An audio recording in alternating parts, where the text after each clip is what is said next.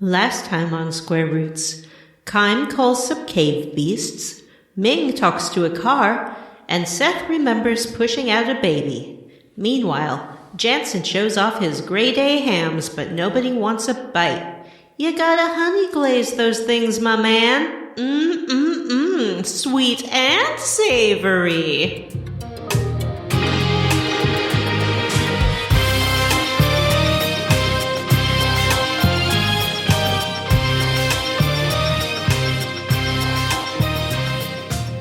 Hey everyone, and welcome to Square Roots, the classic RPG podcast. My name is Jim Banks. I am joined by Matthew Van Zant. Hello. John Goatse Brandon. We feast on meat, that's not. the witches to eat. Children under 3 will eat for free. And Vanessa. I'm Vanessa. And this is a podcast where we play and talk about your favorite classic RPGs one chunker at a time. Like Lost Odyssey. Part 5. Right? Like Lost Odyssey. You know what I'm talking about? Because all these characters are so fucking Matt, hot. you just turned on your webcam and it flicked Yep. onto a vape cloud that parted. It's a special effect. Yeah. It's like Yeah. it was like someone introduced you to like a cloud of smoke from a smoke machine. Oh, I gotta remember to mute myself when I vape still. Like a doesn't wrestler like it. making Oh. his entrance. Oh wait, hold on. Can I do a Matt impression really quick? Do it. Glug, glug. Yeah.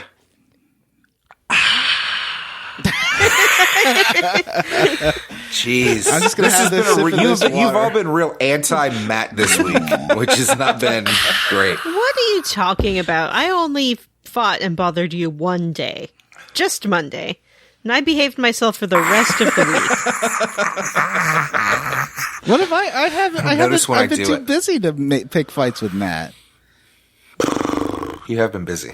You're a busy guy. Hey, speaking of busy, I'm a busy guy. Do you know how I'm busy?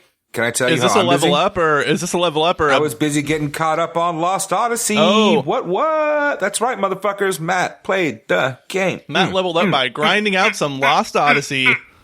What do we do on this podcast? I already said What it. do we do on this podcast? We play your favorite horror games I wish. all in one episode. And this All in is one episode. All of your favorite horror games in one mega episode. Podcast. A never-ending podcast. I love that idea. Oh, John, you just came up with $1 million idea. One episode podcasts. Cover every fucking subject. Different podcast every time. Different feed. John's just shaking his head. Yeah, now I'm thinking about how expensive it would be to host all those podcasts. Well, that's a bummer. Well, let Plans me remind ruined. you, we have a Patreon. Hey, let me remind you that I want to talk about how I leveled up. Oh, So- please regale us with your level up story. Wow, that sounded sarcastic. No, not at all. It was. I've developed a bit of a backlog of new games that I want to play and seem to enjoy and have not really had a lot of time for because Lost Odyssey is a lot. And also, I still play a lot of PUBG. I did, however, pick up a new game that was recommended to me by patron Lauren Prince. It just came out on the Xbox and presumably other consoles. It's called Scarlet Nexus. Did anybody hear about this game before it came out like a week ago? I did Raise your because hand. Lauren Prince told me about it. Oh, wow. I heard about She likes it talking about from you. I heard about it on a podcast, and they were talking about it. Great. Well, let me tell you what it is, because I didn't hear about it until I saw it in front of my face, and then I had to buy it immediately because it was so right up my alley. I was like, I need to play it now. First of all, it's a brand new game on the Xbox, which I'm all about right now because I have that Series X, and I like to make it run the games real good looking, you know? That's fun to do. That's a fun thing. I picked up Scarlet Nexus, and it's a lot of fun. It's great. The only problem that I have with it is that the like actual like characters and plot and setting and world and stuff are such like anime bullshit that like at this point my brain rejects it. So I don't really know what's going on other than there's like a red-haired boy with brain powers, telepathy. Brain powers. Yeah. All right. So it's like a science fiction JRPG with like cel-shaded anime looking boys and girls. This anime character is differentiated because he has some red streaks in his black anime boy hair. Is that why it's called Scarlet Nexus? Probably. There's also a lot of red in the color palette. I actually like it a lot. I'm going to talk about that quickly. I thought you already were. Yeah, I know. I don't want to talk too long, but I want to talk about a lot about it. Oh, shoot. I got to go get my carnitas. Great. BRB. Yes. Thank you. Perfect way to break up my awkward silence. Thank you. Yeah. Continue talking. So anyway, it is, but the game is like a, pastiche. slick. It's got it's like a JRPG with like a slick action-y combat system. And it's not like, it's live and it's not like, It's alive. Final Fantasy. Yeah, well, the it's actors like are real performing time. it in front of you. Wow. Yep, the actors are performing it in front of you as you press the That's buttons. amazing. It's incredible. It's real-time combat, and it feels more like a Nier type game. Like, I feels more combat to me. It feels more like Nier Automata. Near on A game I didn't like. It feels a bit like that, but with a bit of like a bit of like Kingdom Hearts thrown in, where you've got something similar to drive forms that change kind of your attacks. And there's, I don't remember near how the items and stuff work, to be honest with you, but in this game, it is like Kingdom Hearts where you just, it's easy. It's great. It's just the D-pad is your items. And then anyway, it works. So it's got really fun, fast, slick combat, like, real-time combat. And then a lot of the game is like visual novel style cutscenes, but they're very like dynamic cutscenes with lots of images changing and moving, almost like a television. Almost animated. There's not a lot of, there are cutscenes that are like fully animated with the models, but there's a lot of like visual novel stuff in between that's just super dynamic and fun to watch. And all voice acted and auto scrolling. And then there's a persona-like system, social link system, where you make buddies with your teammates in this monster fighting squad that you're in, and it powers up their powers so that you have two of them on the field with you, and they kind of lend you their powers and stuff. That's the drive form system. So one of them's a pyromancer, so you can access her form to like do fire attacks, and another one's a guard guy, so you get like shield, stuff like that. It's, anyway, it's very, I know it sounds a little complicated, but it's super fun, and I want to recommend it to everybody that likes any of these games. It may be a little shallow. I'm not super far into it yet. I think I've seen like 3 areas. And I'm like, the game thinks I'm 80 hours into it. I'm maybe 10 hours into it. What? And the crazy thing is I'm like 10 hours into this game, and I don't know, I could not tell you the plot. Like, it just is such nonsense of like, people are betraying each other that I don't know who they are, and there's a huge cast, and it's kind of nonsense. But it's, I know that doesn't sound like a ringing endorsement, but it's super fun to play. And it's got a bit of a persona system to it that, I love. Mm-hmm. And, it's super fun. And I think it's certainly worth day one purchase, particularly if you have a newer console and you want to kind of get a look at how slick and great it can look with some of this stuff. Just the lighting effects and all that stuff. And, also, if it goes on sale, worth certainly, whatever you're willing to pay for a new game. Please say the name of the game again. Thank you, Vanessa. The name of the game is Scarlet Nexus, and it is on Xbox and presumably PS4. It's also on the and PS5. Probably PC. Yeah, I figured. It's a different kind of game. I'm going to wrap up here, but I want to say quickly that what I find maybe very interesting about it is, I said this in the chat, it feels like a game like if you put me in charge of like a Japanese development studio, this is the game I would make. I would be like, I want a little persona, and we'll tie that to like your attacks and shit.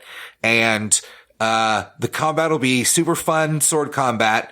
And you know what? I don't want to do magic spells. I want to make it different. So it's it's telepathy and telekinesis. So your main character has telekinesis, and all the battlefields are littered with cars and signs and trash cans, and you can pick those up and throw them at the enemies with your brain. They call them brain powers in the game. They're like powers. your advancement grid or whatever you want to call it is called like brain points or whatever. It's very literal. But so the combat's super fun as you bounce around and you're like throwing trucks at enemies and then going into combos and then turning on your fire powers and blasting them all with fire. And it's legitimately, it's slick. It's cool. And it's got, there's a lot of red. And I guess that's why they called it Scarlet Nexus. And that sounds like something stupid that I would tell my development company to be like, I want everything to be a color, like blue or red. Like, we'll give it a color. You know? Anyway. John. Mm-hmm.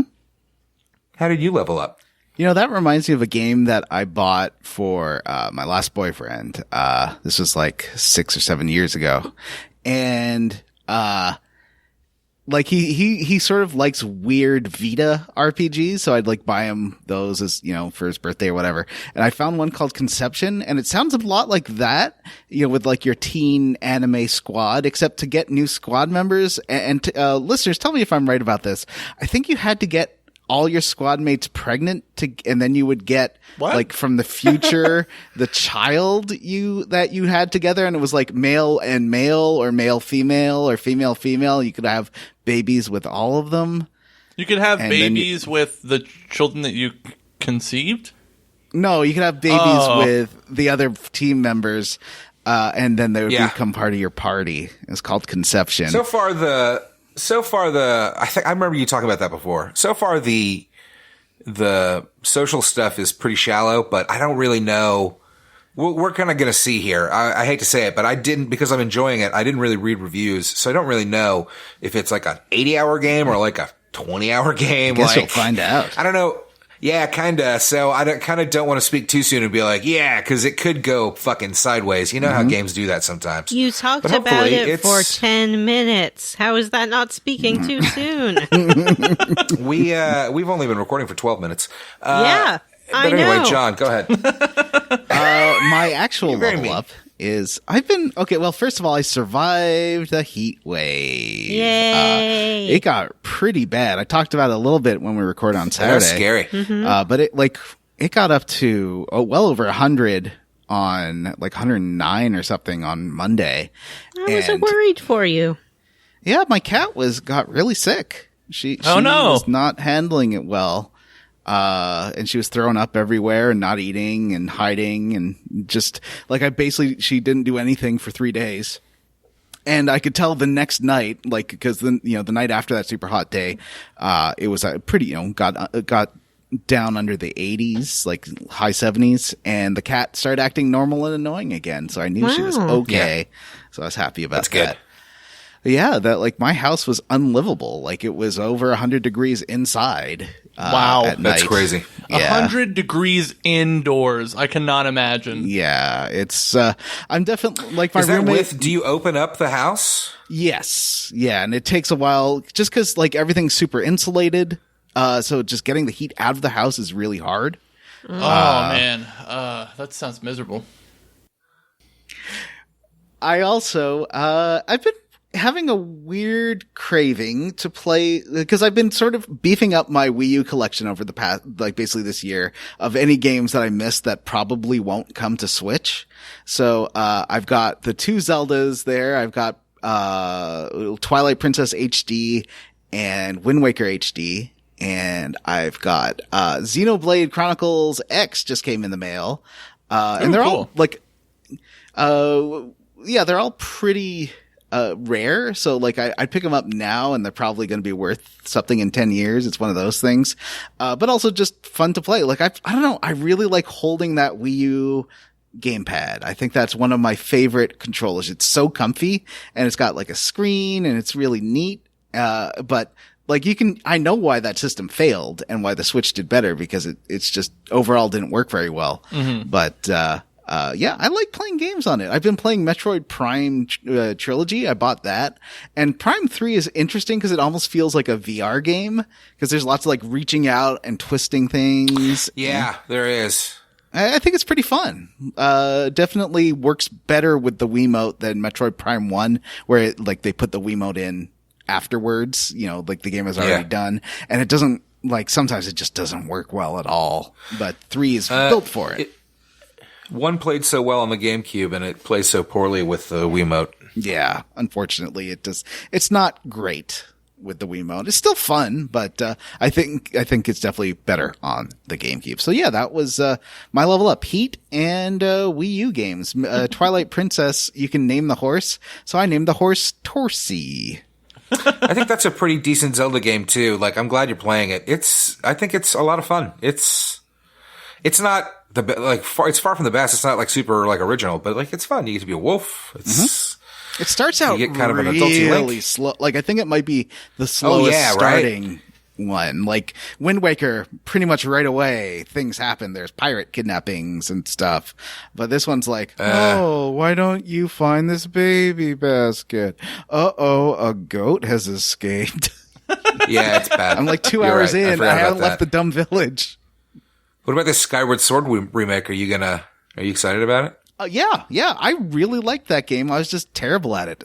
So I definitely want to stream that one and stream myself being the worst at Zelda games, because I am. Cool. Anyway, Jim, how are those Tostitos?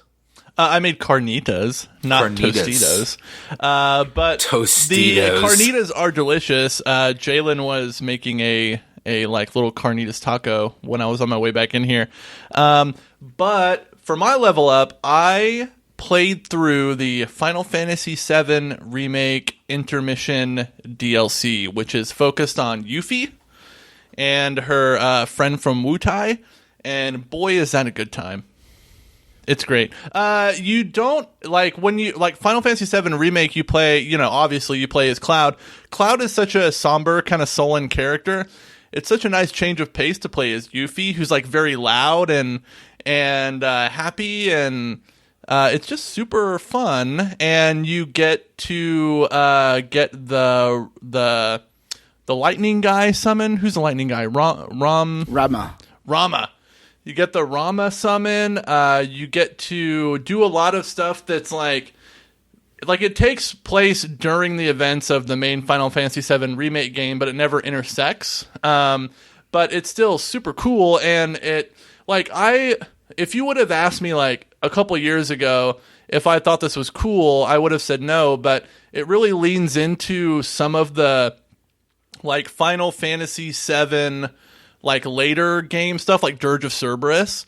It has some Dirge of Cerberus lore that's mixed into it later in the DLC, which is neat.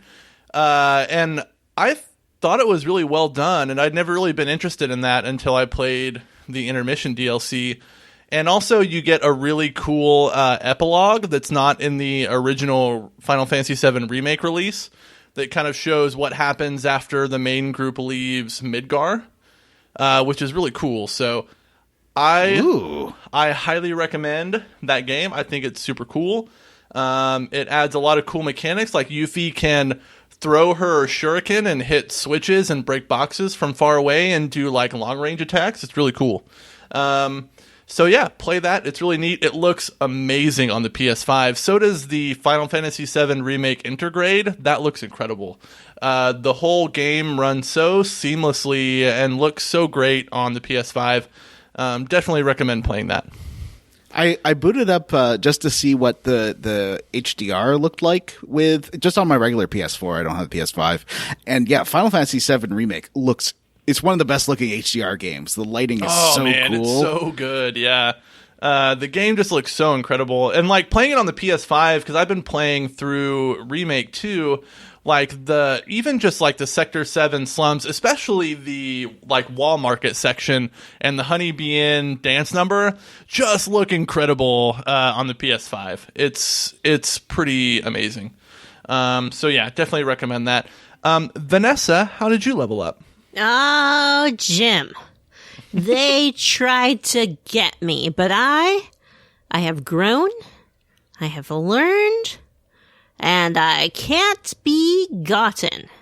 I was watching on Netflix a show called The Haunting of Bly Manor, or possibly just Bly Manor. I love that Bly show.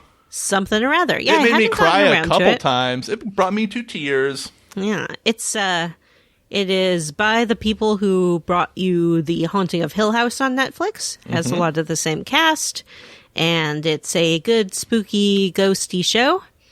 And I was watching this show, and let me tell you, their first endeavor, The Haunting of Hill House, it got me. It got me with a ghost, what I didn't know was a ghost, and I was very upset.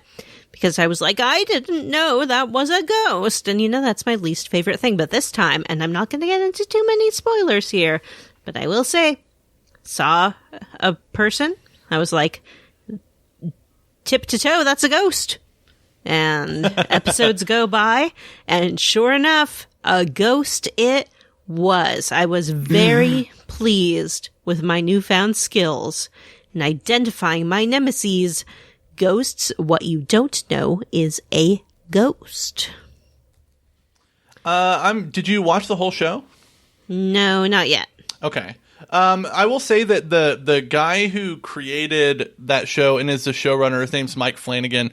He has done almost all of his projects, not all, The Haunting of Bly Manor is not a Stephen King adaptation, but most of his projects up to this point have been King adaptations.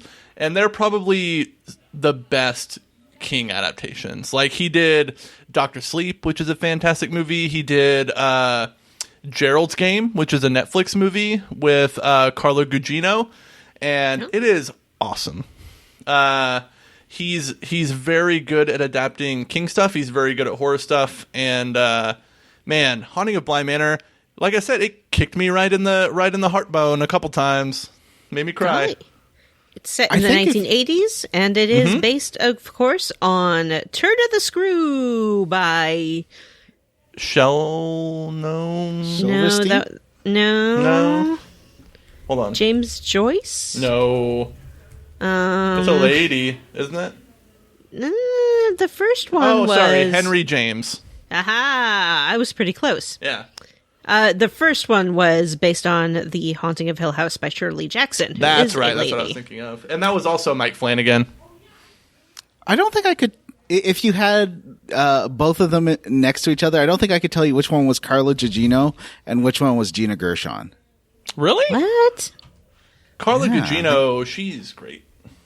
They're both great. I just don't remember. I know I like both of them a lot. Someone was waving around a picture of James Marsden. Is that who it was? And Sure. I can never tell him apart from... Who was the other one who I said I couldn't tell him apart from? Richard Kind? Richard Kynes. I was like, is this heartthrob James Marsden? Or What is this heartthrob Richard Kind? is this 6 foot something heartthrob Richard Kind? Is he going to woo me with his classically romantic good looks or with his looming presence and high-pitched voice? Is he going to recite lines from Clifford? Oh, no. Oh, I saw a preview for that. What about Richard Mole? Richard Mole, I do not know who that is, so I couldn't tell you if I could tell I him believe apart that from is anything. Bull from Night Court. I think I you're never right. watched Night Court. What? That's a true story. Write it down in your Vanessa book. Should I send you some DVDs? I have some DVDs I could send you. You want to send me your Night Court DVDs? I am pretty sure there is a easier way for me to watch Night Court in this year of our Lord, 2021. Should I choose Vanessa's to? saying pirate it. That's not usually what Vanessa would say. That's not what I'm saying. I'm saying I'm subscribed to 1 million streaming services. It's got to be streaming on one of them. Are you talking about Richard Gere? Yes, I'm talking about 80s leading man, Richard Gere. What about Richard Dreyfuss? I am talking about stand-up comedian turned actor Richard Dreyfuss. Was he a stand-up comedian? I have no idea, actually. Mr. Holland's Opus guy was a stand-up comedian? Was it Rich Little? It was singer-songwriter Rich Little. Was it Little Richard? It was singer-songwriter Little Richard. Is this two different people? Yes. And that's how I leveled up. I watched More Evil. I'm still going to keep plugging for that show. Oh, I need to watch that. I might sign up for Paramount Plus like this weekend and get caught up on some Evil. Idea. The first episode was a little, I mean, it's still like better than most of what you're going to see out there, but it was a little like, man, but the second one, choice. I heard those characters. I heard that since they're on a streaming network now, that what's the name of the guy that played the like evil Richard guy? Kind. No, not Richard Kind. What's that guy's name? Michael Emerson. Michael Emerson, fantastic character actor. Fantastic, Vanessa's fantastic favorite. actor. Yes, He is my favorite. I hear he gets, because they're on a streaming platform now, that he gets to say the word fuck. He did drop an F-bomb for that. in the first episode. Mm-hmm. Yeah, it's definitely getting more adult than the first season, I would say. I love like that. in your face HBO, like adult, but it's an adult show with adult situations, but so funny. And I just like anytime. It always does this thing where it sets up an expectation based on like tropes, like, okay, here's what the plot of this season is going to be, and then just completely throws it away, and it's wonderful. I will say that the incel subplot in the first season so good. But so terrible. It was the least subtle thing you could put on TV if you were going to do an incel thing, but man, it was very well done. Even though it wasn't subtle, it was still very good. And it did exactly what you said it does. It took what you expected and then just kind of threw it away at the end. Yeah. They do was that it like all the time. that fit in what's that superhero show on Amazon? The Boys? Yeah, was it like The Boys with Fat Neil from Community having that like that 3-minute little story about him shooting a guy he thought was a terrorist? Let's not give in to spoilers for The Boys, but yes. I will say that any show that has Michael Emerson sitting down and having a conversation with a Satan in a man-goat form is a definite recommend. I seriously would watch Michael Emerson sit down and have a conversation with just about anyone, though. You know, a friend of mine... when he and Terry O'Quinn were paired against each other... Oh, so yeah. Good. A friend of mine posted about Michael Emerson on Facebook the other day and said that he saw him in a Broadway show. I wish I could remember what it was, but they said he was just like a secondary character who was just kind of drunk in the background of a lot of the play. But like he stole the show because like he's just so magnetic. He's just so interesting. Such an interesting actor. Mm-hmm. He just he uses his face so well and has just these huge eyes, and you can totally tell he's a theater actor. Like it just comes through. And one of the great things that Evil does is it really gives characters time to be in the frame and uncomfortably close in many cases. And it's wonderful. And the way they frame Michael Emerson in that show, the shots are so tight on him, and he's always kind of sweaty and it's so good. Yeah, I have a friend who started to watch it after I and another friend of ours had been praising it up and down, and she's just like, I hate him so much, and I can't stop watching him. And I think he's so good. And so he's just he gets to be so deliciously evil, and have these so evil, these just straight up evil monologues. They're so great. But also pathetic and strange and sad and just it's great. I guess we should stop now with this, both because we don't know this person and we don't want to endorse him personally, just his talents and performances. And also, although I do know someone who has met him and says he's lovely, so there you go. Is Paget Brewster on Evil? No. Well, I'm not watching it. The guy that plays Luke Cage is on it. Yeah. Mr. Luke Cage himself. Mm-hmm. I don't know Michael Emerson's name on that show. It is Mike something. Yeah. Mike Slocum. Mike Cage. Johnny Cage. All right, why That's don't we probably enough level up for one show. open Yeah. up our dream journal? Dream journal. Dream journal. I can get me through the night. In case you were curious, I am watching hockey. Oh boy, go Canadiens! Matt, Woo! during the bonus episode that I edited, we both had our TVs on in the background, and it was a fucking nightmare. Oh boy. Y'all can't mute your didn't have my televisions? What's TV wrong on. with you?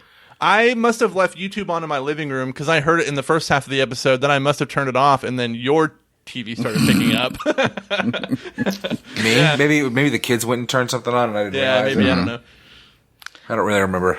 So what Matt, did we do last weekend? the answer to your question you asked me like 4 days ago is Habs is short for Les Habitants, which is the French Canadian name for the Canadians.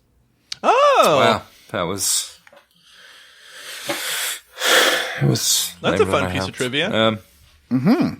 Dream Journal, Lost The Odyssey, Dream Journal. Square Yep. Roots. I mean, thank you, John. Podcast. I appreciate you answering my question.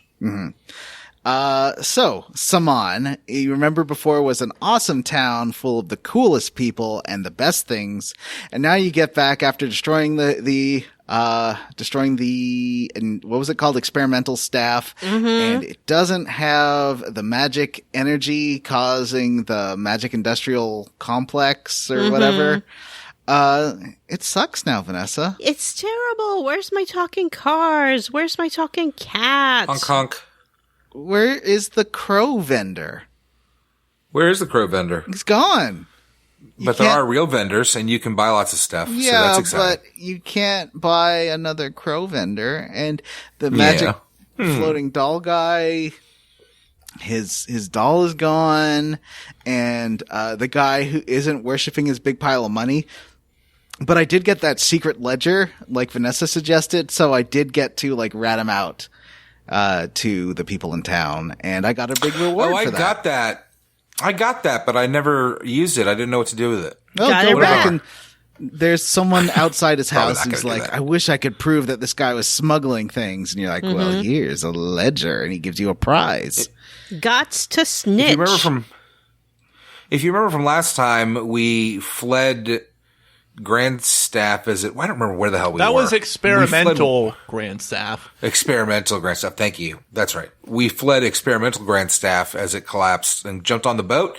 And then we pull into this place, and the boat just sinks. I like Oh, that. yeah, that was like great. it sinks right as you get to the pier, which is really funny. And I think it's Jansen that says like, "Well, guess it finally had enough." It's like, well, that's convenient. But none of the villagers that gave you the boat were mad about it. They're like, "Oh man, I'm so glad you're okay," but that boat's gone. Oh, they were on the boat with you. Remember, the captain was steering. Well, a bunch of people ran up to you when you got to the village. Yeah, I think there That's were the true. people who were Yes. on the boat. I think it just wasn't well constructed as a Just not seed. very well directed. Yeah, because they were definitely on the boat with you. That was the toilet Well, captain. how did they not know that you were okay then? remember? I don't know.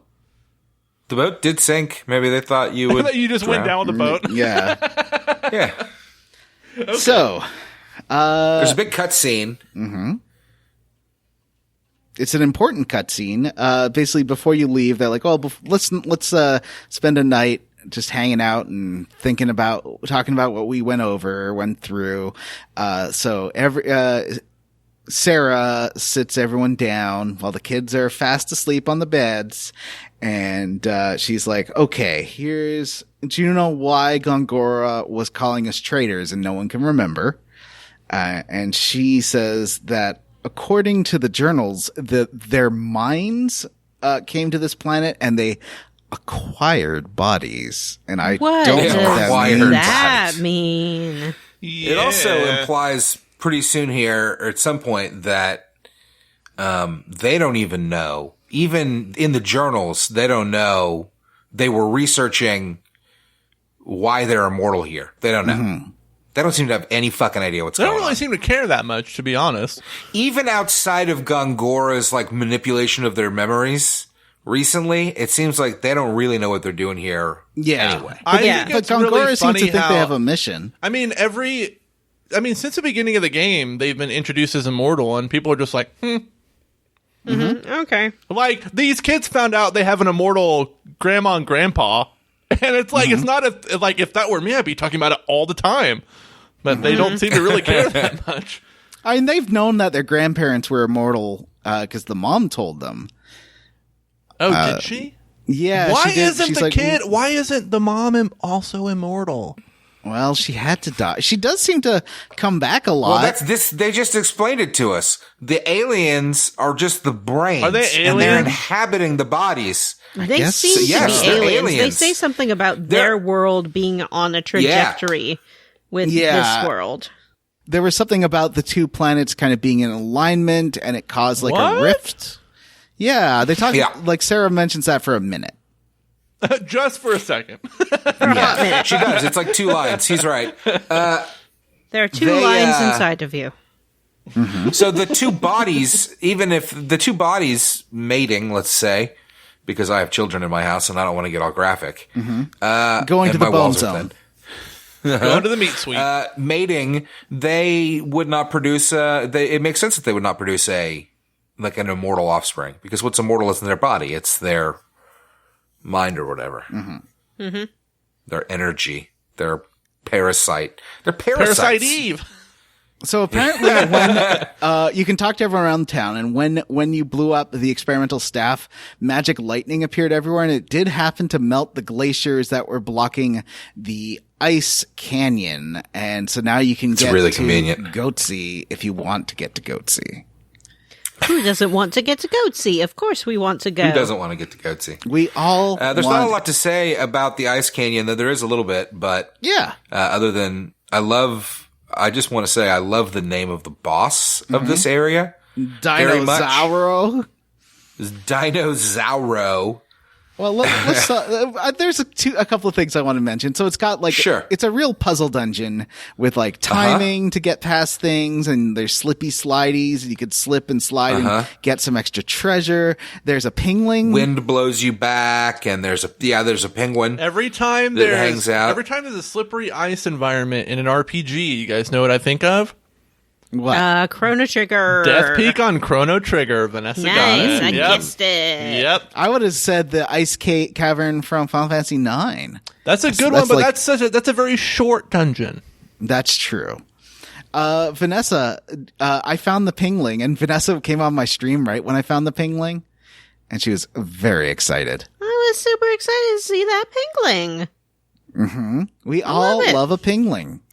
And it's like it was an emperor. Was it an emperor penguin? It's the one with the weird comb, like a rooster comb, kind of. I don't know that it was meant to be specifically that, or just kind of look, on our planet, there is. Yes, I A understand. penguin. There's the emperor penguin with the big. Yeah. Oh, I see. Yeah. And, so it's standing by a treasure, and they're like, they sort of look at it for a while, and they're like, oh yeah, it can swim in the iciest waters. They're giving, Sarah's giving them all sorts of information about penguins, and like, oh, how do you know that? And she's like, well, I think I read it in a book. I don't know. And, then there's a little bonus here. You can hear, after you watch the penguin slide down, you can follow the sounds it makes and use, you could use the right stick to look around, and then you can use I think right trigger zooms in, which is very useless. Did not know that. It is almost entirely useless. But in this case, using the right stick to look around actually is the way that you can see the pingling, and then you go find it. And, it gives you an amulet that I think does some massive increase to your damage or something. It's a good item. I'm trying to remember what it does. What but it amulet? was- There's no amulets in this game. There's rings Matt, and there's things. it's an amulet. Is it an amulet? It's an amulet. And at this point, What's too, an amulet? Jansen got 2 accessories, so I was very excited to make all my immortals learn that immediately, because Yep. they can have. I didn't try putting 2 earrings on. Did anyone try that and see what happens? No. I mean, it's Oh, possible if you have 2 piercings. I just want to see what it looks I like. forget that it does that, and I don't look for it. I should. So I've been getting that from Jansen. Everyone's got like super great magic, but you get through the ice cavern, and at the very end, there's a dinosaur frozen into the side of the cliff. And Mac is like, "Oh wow, a dinosaur! This is so cool!" And he's like turns away from it.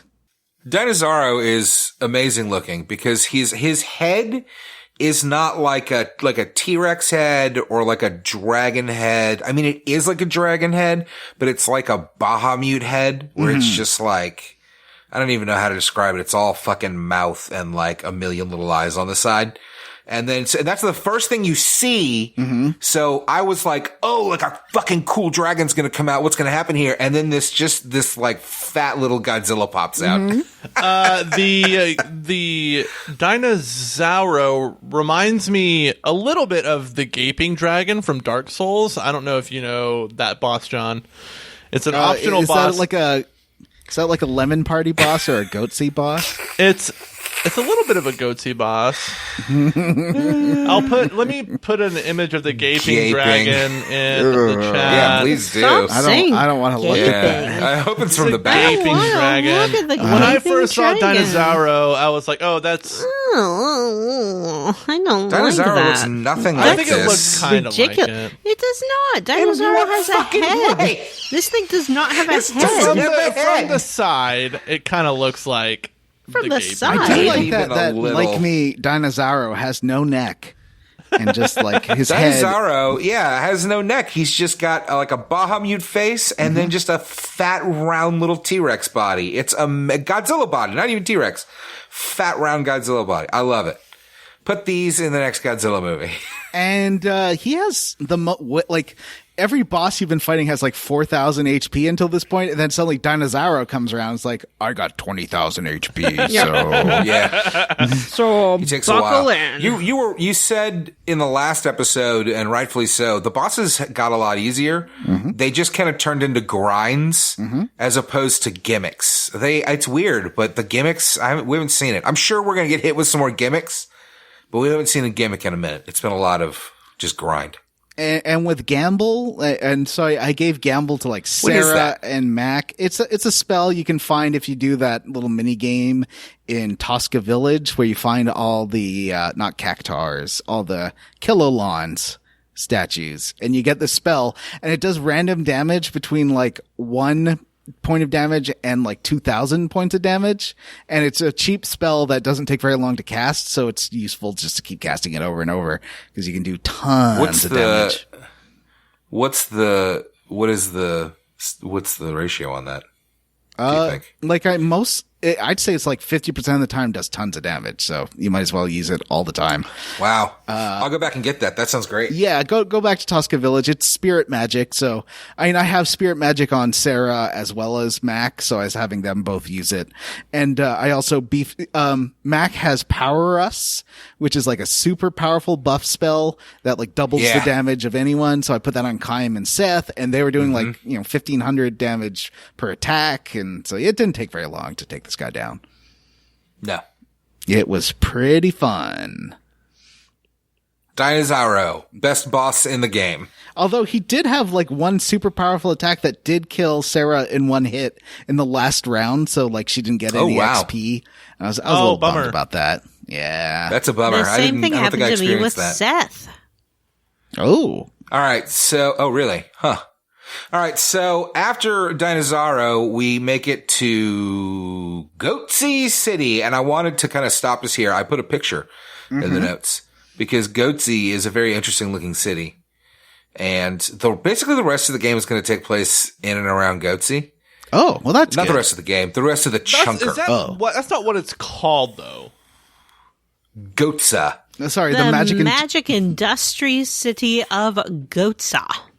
Industry? The Magic Industrial City of Goatse. It's not industrial. It's the Magic Industry City of Goatse. Industrial. It's not industrial. Goatse. I know that John thinks it's funny, but it's kind of concerning that Matt and Vanessa do not recoil in horror whenever somebody says Goatse. Jim, I don't, because I'm not 100% on what it is other than something gross. And I got news for you. I I like gross It stuff. is. So like, I You don't know really what? check that out. I don't know what it is. It's gaping. I don't really want to know what it is. Goatse. I would like you to keep it to I yourself. saw the Goatse image. I'm not going to say what it is, but I saw the Goatse image when I was but a young teenager when I first got the internet, and it was that's when it was making the rounds, and it scarred me. What is it? I don't know what it is either, and I don't want to know. I don't want a graphic description, but I want to know what it is. Gaping. Yeah. Oh, yeah, I've seen that probably. Who hasn't? So, I mean, I used to visit, who didn't visit like rotten.com in their 20s, you know what I mean? I mean, that shit was there. Even if you didn't personally like it, people would show it to you. It's bad. So the one thing that's neat is there's a couple of levels to the city. It's almost like a Bloodborne kind of city looking thing, except that it's more high tech because all the I don't know if you've heard about this. In this world there was a Magic Industrial Revolution. Oh, I've never heard of that, John. The Magic Hyphen Industrial Revolution. Yeah. So there was a Magic Industrial Revolution. Yeah, but with a hyphen.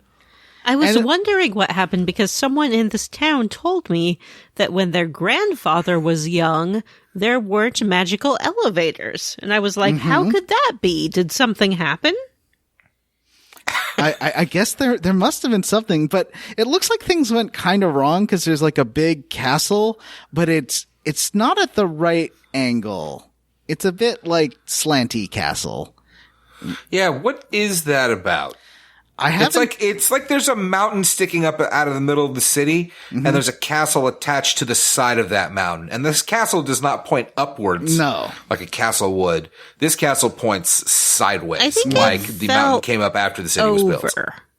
Yeah, it looks like maybe they were building. Oh, maybe it was a floating. They were building something for the Magic Industrial Revolution. Yeah. But then something went wrong, and it like collapsed on one side.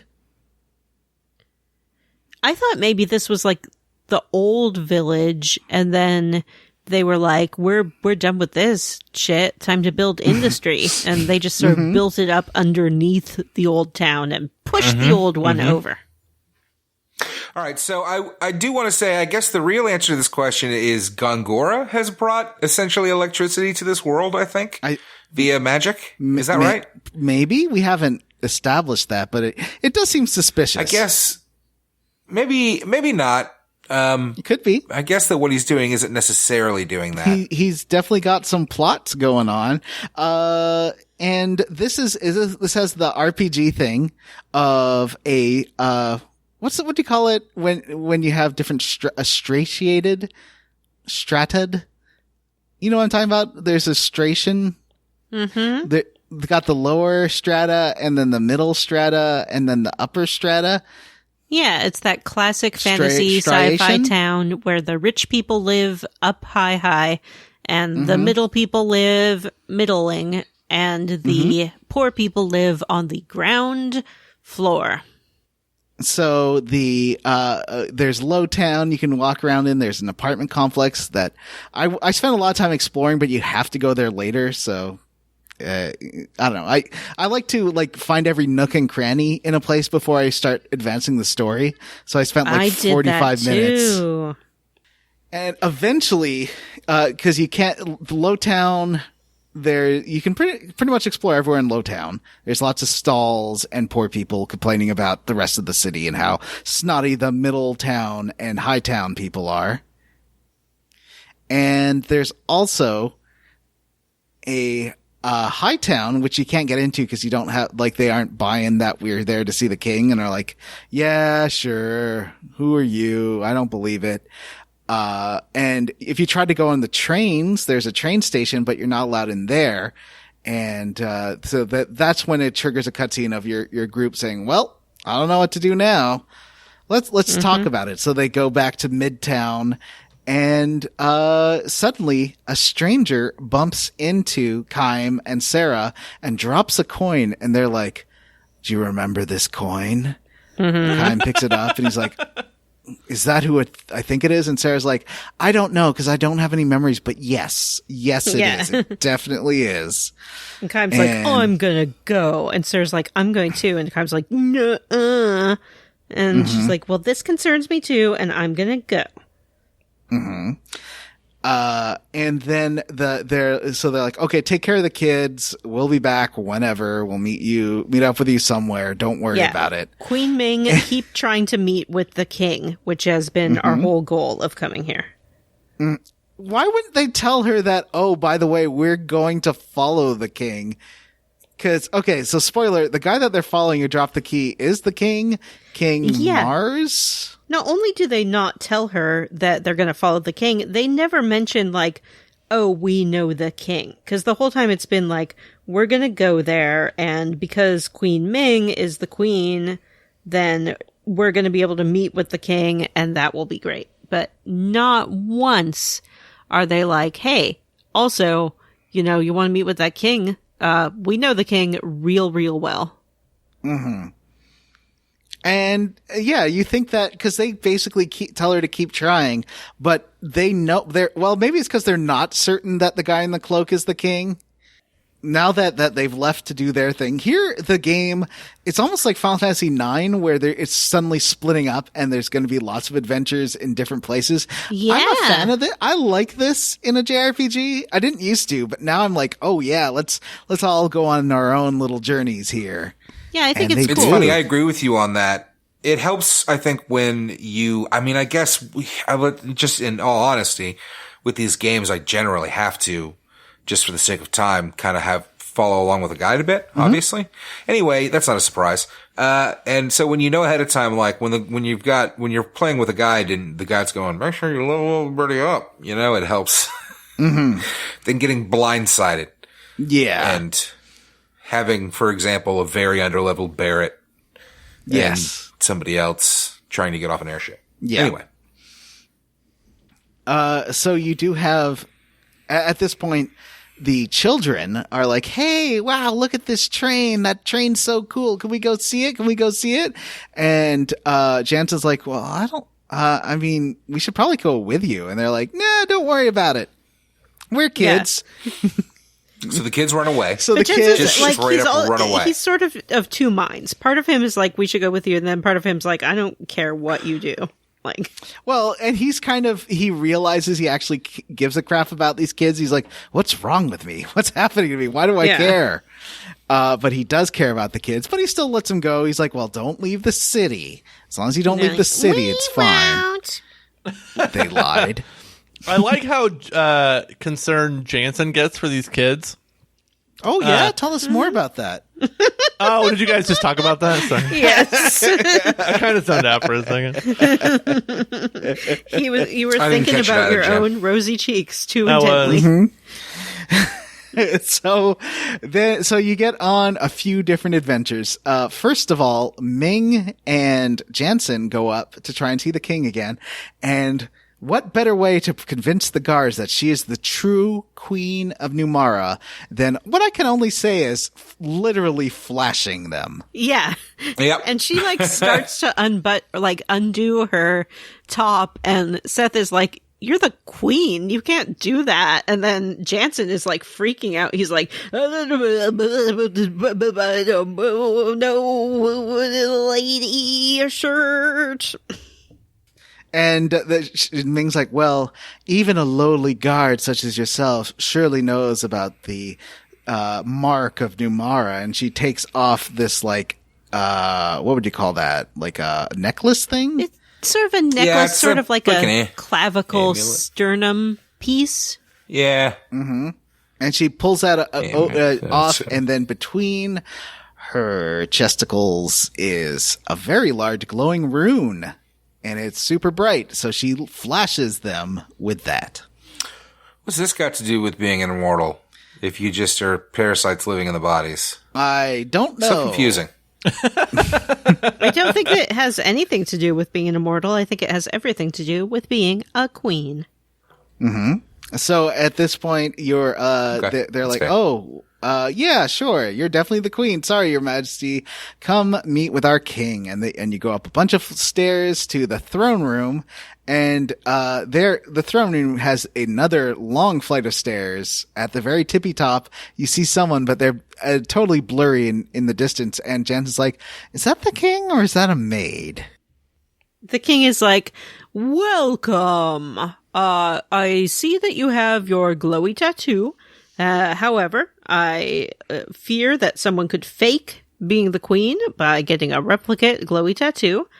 So I'd like you to prove yourself. And Seth and Jansen become very offended on Ming's behalf. They're like, how dare you? She has a glowy tattoo. What's wrong with you? Why would you think he makes a she's good not point, the queen? though, because he says with how prevalent magic is, anybody could have a glowy tattoo, Wait, and he's why, right. Why is magic so prevalent now, Jim? Well, there was...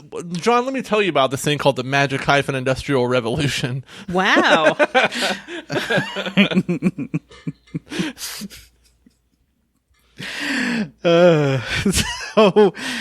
So he the king presents a series of barriers that you kind of have to like run and use magic to dispel to get through, and there's a little bit of timing involved, although it seems like on the last one he kind of cheats, and at least I got a scene of her saying, you're cheating, you're closing these too fast, and he's like, oh, sorry, but a true queen would know how to do this.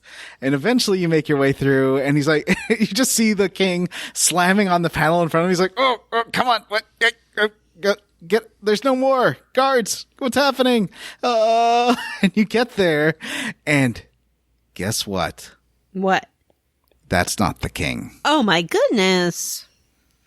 And Jensen's like, oh, I was wrong, this isn't a maid, maybe this is a butler. Because what we didn't mention, as soon as you get in the magic industry city of Goatse, there is a TV broadcast where they talk about how Goatse has to prepare for war, and how they have a big fighting force, and they're ready to fight Ura after the big battle at Kent. And so you do recognize him. You've seen him on TV, and you know this is not the king. And Matt was like, "Why does every cutscene involve someone talking to you on the TV?" And it's accurate. It is This true. game has a lot of news broadcasts and speeches. So, not the real king.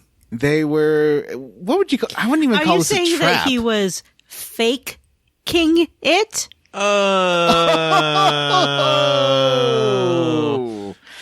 We can do Excellent better work. than that. I don't think we can.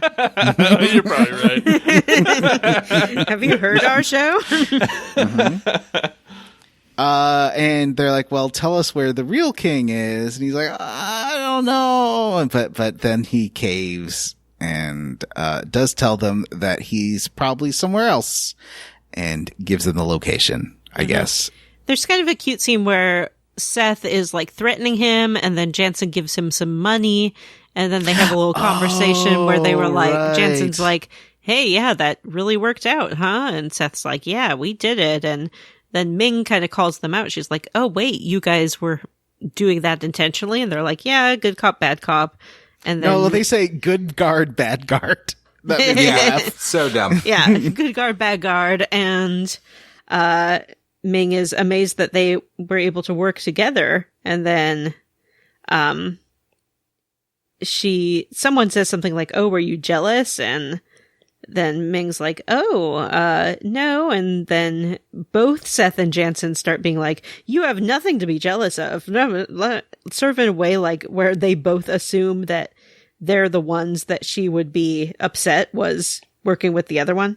Do you know what I mean? Oh, yeah, I like that reading. Yeah. That is not what I got from that. I think John got what I got, which is that both of them being like, Jansen.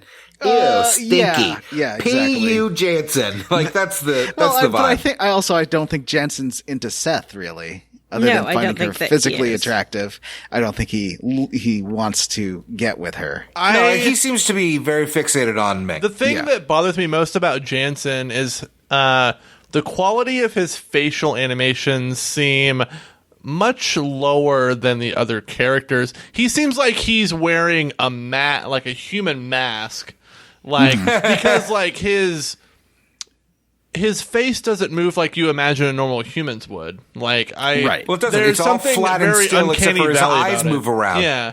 It's like a puppet. Like Yeah. he Yes, looks like he a does. puppet. He looks like a marionette puppet. Well, this Yeah. was Yeah. right. So this was 2008, and one of the first games with real facial capture was coming out that year, which was Uncharted, and what was that Ninja Theory game with the sword, the lady with the sword? It was pretty good for PS3.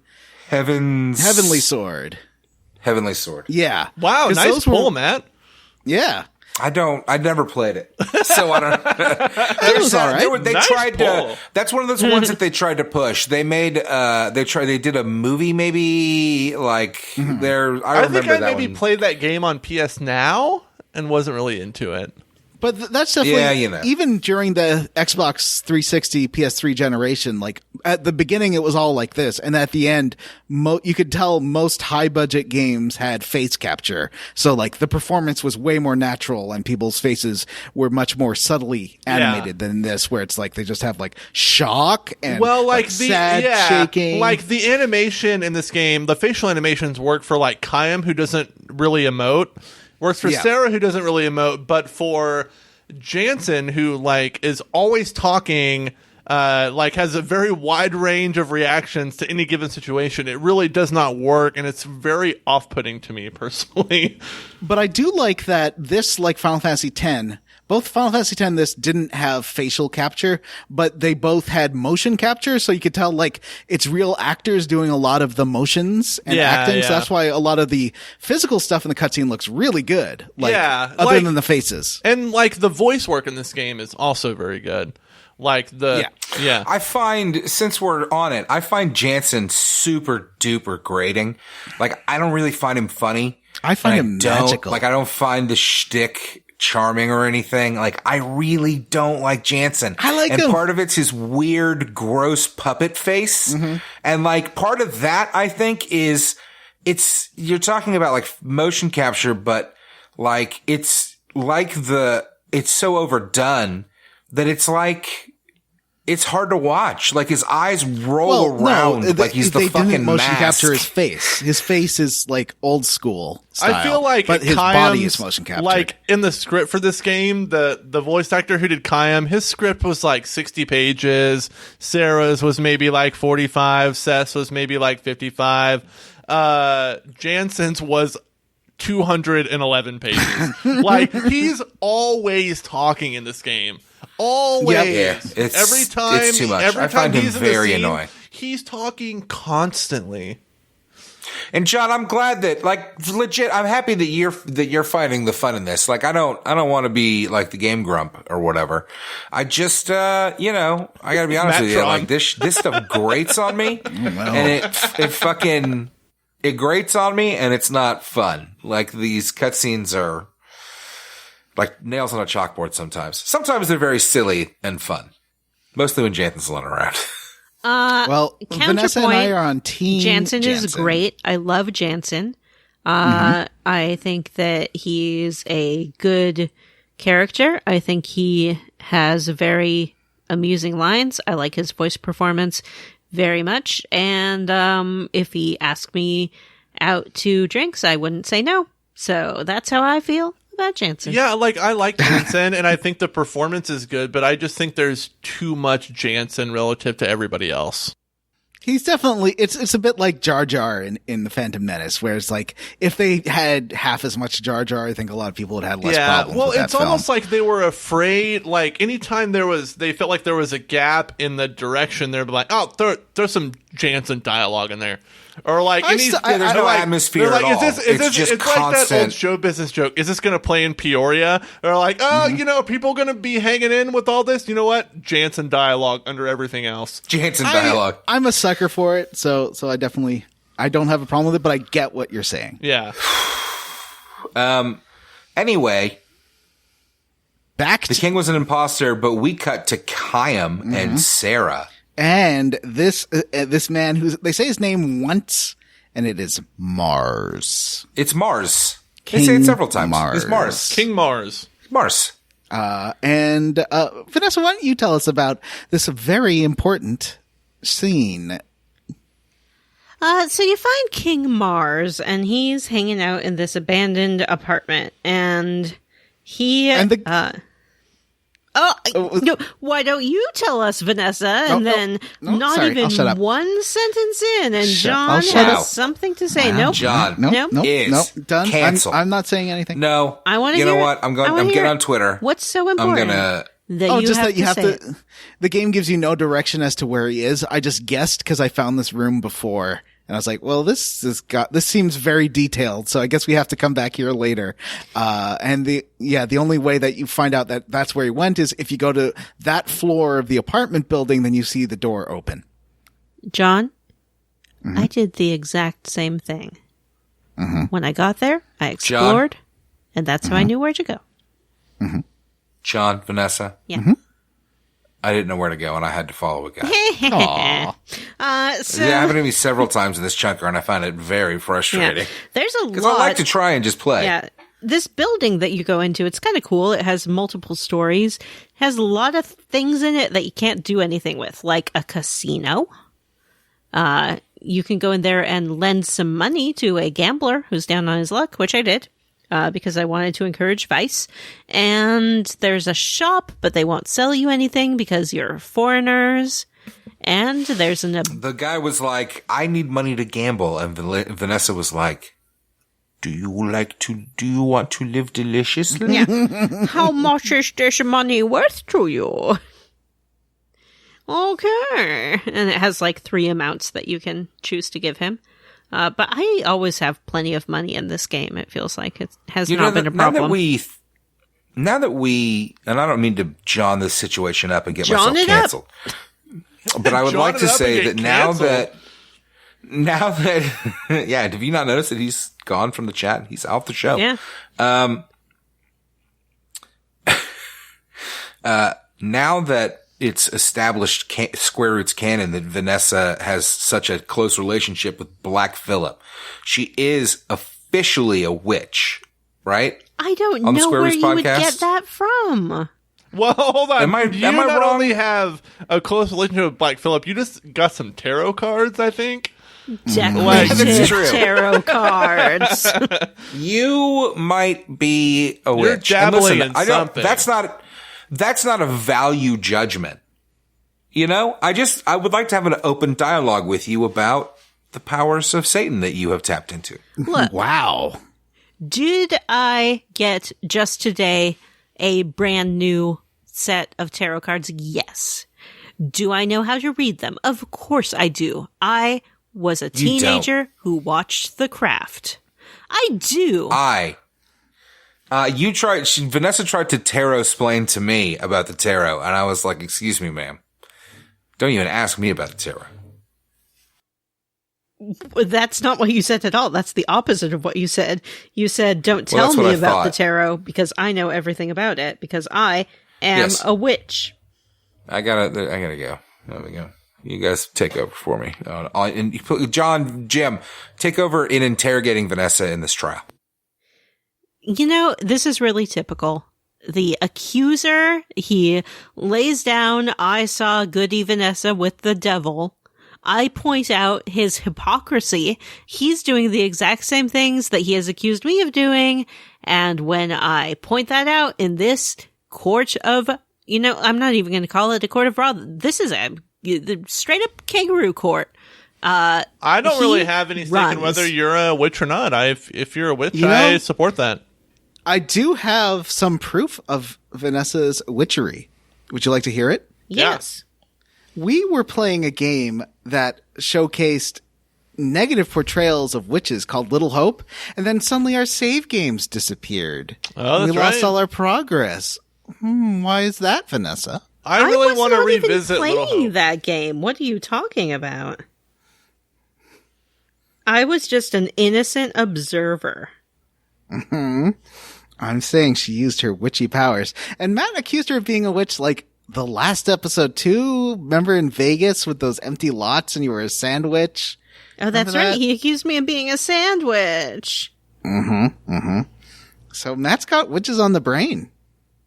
You know who has witches on the brain? Witches. That's true. Oh, so Matt's the witch. Burn That's Matt. Burn what Matt. I've been saying. No, we don't burn witches in this house. What are you talking about? Can we give him a burn notice? But then it's just a DVD copy of Burn Notice. Yes, we can give him a DVD copy of Burn Notice. And we can walk up to where he's sitting, doing his tarot reading, and just like drop it down on the table right on his cards, and then shout, "You burnt," and walk away. Excellent. All right. Do you like that Burn Notice? The first season or two was pretty fun, but then it got super repetitive later on. I could never get into it. So we're sitting down. Oh no, we walk into this apartment. Old King Kingy is there, and he's like, "Kaim, here you are, just the same." And then he sees Sarah, and he's like, "Oh, Sarah. Oh, you're just as pretty as ever. Oh, gosh. Oh, my goodness. Oh, whoa, whoa, whoa, whoa, whoa, whoa." And he like had a thing for her. He seemed to have a huge thing for her. And then we get a story, different than the stories we've seen before, because we have like an actual flashback. And we see that the king, when he was a very young man, was out hunting some great beast or something like that. And he was injured. He didn't want to live a life. He felt he was too pampered to be king. So he wanted to go and challenge himself on an adventure, but then like almost died because he was pampered and didn't know how to survive. Yeah. So then Sarah finds him and nurses him back to health. And they have philosophical discussions about the meaning of life. And he is sort of like, he's definitely smitten with her. And then they're out in a field, dilly-dallying with some flowers or something like that. And the beast comes and is charging towards Sarah. And then he acts without thinking and kills the beast. And then Kaim's like, "Look, you need to act for your people the same way that you would act for Sarah, with love and selflessness," and gives him a coin to remember them by, I guess. And then he goes on his merry way. And the coin says something like, "Do it out of love." And this is the coin that he dropped for them. Yes. And it's like an old coin with an old saying that says like, "Do it for love. Do your heart." I got a real like 70s polyamory vibe from this story. It's like, yeah, for a while we were a throuple, but then we let him go back to be king. I didn't get the impression that they were actually together. I don't know. I mean, maybe he was with Sarah, but I don't think that he and Kaim ever hooked up. Well, I mean, that could, it's either not all poly relationships like that involve cuckoldry, but it could have. Cuckoldry? That's a big step from. That seems very different from polyamory. Yeah, absolutely. But maybe Kaim's into it. Kaim's like, yeah. Well, I'm getting ahead of myself here. So, you know what? I refuse to entertain this. We have had no indication that Sarah and Kaim are anything but the most vanilla of grandparents. I got a real, like, you know that bit, the boring part of Cabaret where they go off to the summer manor and it's like the two guys are into each other and the guy and the girl are into each other and they all kind of having I figure it's like that. All right. Well, maybe it was. So they explained that Gongora is a big bad and that Kingy King should not go to war because Gongora is a big bad and Grandstaff sucks. And he's like, "Oh, well, actually, I have a secret meeting arranged with King Totten on a train, and we are going to discuss a peace treaty and all of this, but now that you have this information, like, I'm gonna go." And they're like, "Oh, by the way, Queen Ming is here, and you should bring her too." And he's like, "Okie dokie, will do. Everybody come to the meeting." I can't wait more Prince Sparkle Pony. And Yeah. finally, without Gongora. So we get to sort of see what he's like on his own. Yeah. And then I guess we go back to the kids, right? Mm-hmm. And there is, I would say, a villainess, an old villainess here who's like, because they're exploring the train station. They've snuck in to the train station. They wander onto this old woman who's like, oh, yeah, they say that there's a violet aurora in the horizon east of here. That train passengers were just talking about that. And that's a way that you can confront and meet the long-lost people you love. Wouldn't you like to do that, children? Yeah, she's definitely a trickster character, if nothing else. Mm-hmm. And the kids are like, would we? And then neither of them are like, hey, didn't we promise them? They don't even mention that they promised not to leave the town. Yeah, and not only did they promise not to leave the town, but Jansen specifically told them, do not press any buttons on the train. Was he there? No. Oh, yeah, no, but he did say that before. Before they ran off. Mm-hmm. So then... And they do. They do. They get onto a train and they're like, hey, here's a cool choo-choo train. Well, actually, it's more Mac's idea. Mac is like, they have this argument that they've had before where Mac is like, I want to go see Mom.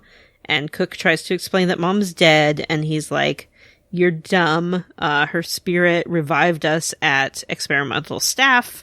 Her spirit brought all these flowers to life in this temple where I was possessed.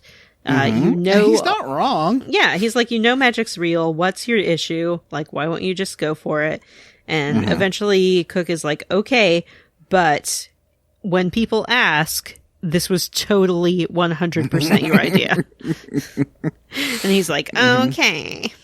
And he does cry a little bit, which is, a big motivator for her to do what he wants. Well, he's a sensitive boy. And she's he's like, well, a super sensitive boy. She's like, and of course I know how to drive this advanced train because of, the magical industrial revolution that happened 30 years ago enabled technology like super fast trains. So tell me more about that, John. Well, no one knows where the source of magic was, but after the magic industrial revolution, and there's a lot of that going on here because they sort of talk about everyone in town's very proud of how Goatse was a leader of the revolution, the magic industrial revolution. And, that's why they have these cool advanced trains. The trains are all stopped, because of the weird aurora causing power voltage issues. And it's the first time ever that the trains are not running on time. And then one train's just stopped because there's a very special, important person coming on that train.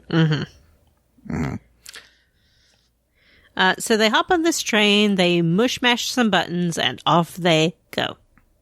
They seem pretty good at driving that train. She was not lying. She knows how to drive that train. How hard is it to drive a train? It's on a track. You just press go and it goes.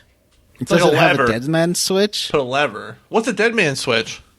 Most trains have that where the conductor has to be actively applying force to keep the train going, and that if the conductor died, he would fall and no longer be pushing against it. I don't know. It's a safety Does feature. Magic Hyphen Industrial Revolution, does that accommodate a for lot dead of man things, switches? A lot of things seem very unsafe here, so maybe not. This Maybe they haven't train reached that seemingly part. never stops ever, so... Yeah. So this is where you get the good cop or good guard, bad guard, and they learn about that there's going to be a secret meeting. And they're heading off to the train station to get on there, but they go to the train station. They still can't get in. They're like, well, what now? And they head back out of the train station, and suddenly they run into Kaim and Sarah. And Kaim and Sarah are like, we've been looking everywhere for you. Because we got to go to this secret meeting. And Jansen's like, yeah, well, I already knew about the secret meeting. We found that out. And then Kaim's like, well, we're going because we got special permission and we can get inside the train station. So you get in there And everyone's talking about these kids that have abducted a train going east. And then you can talk to the old lady, and she's like, oh, yeah, I told those kids about it. They seemed like they were missing a loved one. So, YOLO.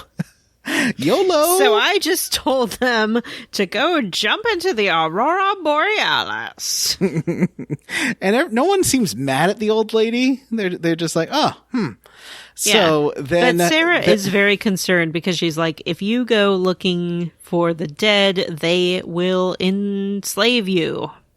Well, that's weird. Mm-hmm. So at this point, Kaim and Sarah are like, we need to go save those kids because they don't know what kind of trouble they're going to get into. But then we have the super important meeting with Ming and the prince, and then everyone agrees, okay, Kaim and Sarah, they're going to go save the kids. Jansen, Ming, and Seth are going to warn the prince that Gongora is actually evil and that the Grand Staff is like the source of his powers. Can I tell you, though, that meeting scene in the train car, wow, boring. So boring. I liked it because you get some cutting to Gongora. It's wonderful. Well, you get the Gongora stuff is fun because he does his Gongora stuff. The part where he's like shooting magic at his magic spies or whatever. Oh yeah, that was awful. It's awful, but it's fun to watch. I like that. It was way more interesting than what's going on in the train car. Like, people sitting around having political discussions, like geopolitical discussion. Like, I just think that's way boring. I loved it. I love it.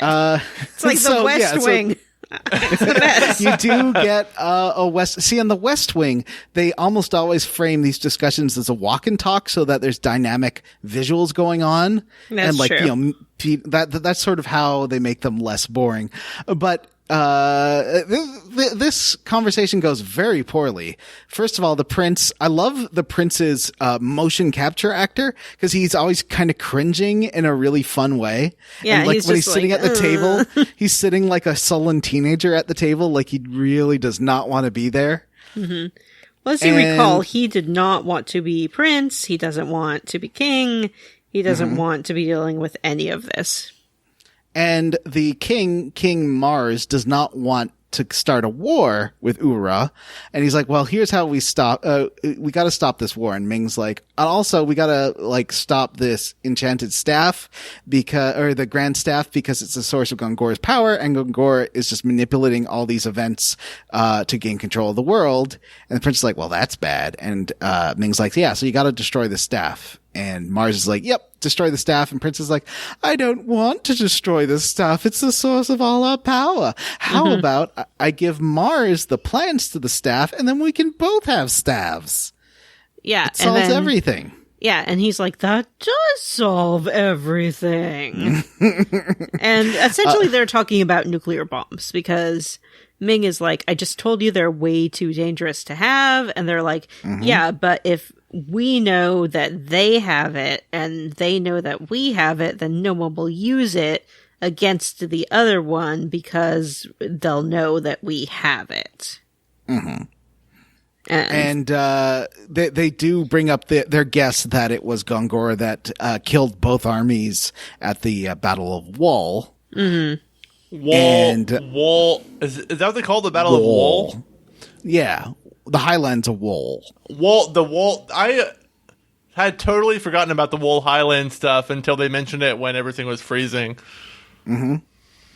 And but you get a little cutscene here where the prince's eye starts glowing, and then cut to Gongora watching everything on his TV with his magician buddy, and they're all like, "All right."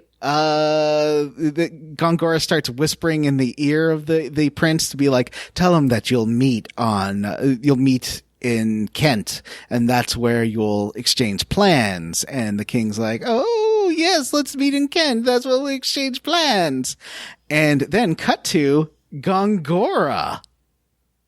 You're playing as Gongora, and he's got a big speech to deliver. He sure does.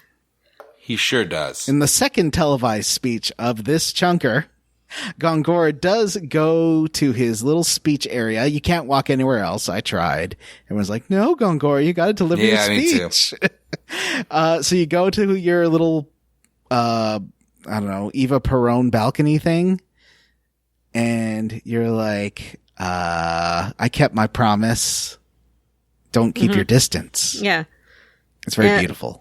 Now, he gets up there and he's like, hey, real bad news. King Totten, who you super love, he's heckin' dead. King Sparkle Pony? Yes, King Sparkle Pony's dead.